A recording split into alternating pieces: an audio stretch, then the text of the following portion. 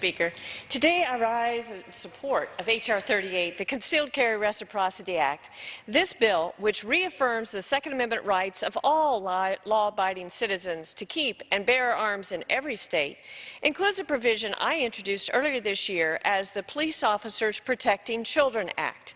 My provision would help protect our children from school shootings and empower local law enforcement to respond rapidly in the case of an emergency.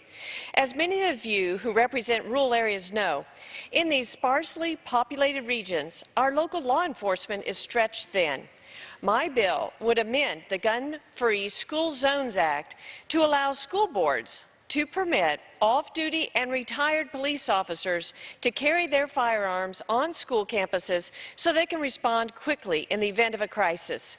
The legislation would expand the reach of local police officers, decrease emergency response time, and put more choice back in the hands of our local school districts. It's a win-win-win. As we've learned over and over, localities are much better equipped to know what works for their district rather than the federal government.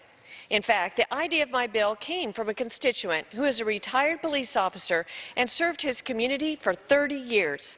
This gentleman came to me because he wasn't allowed to use his weapon to protect his grandchildren at school, even though he had decades of experience and continued to pass an annual recertification test.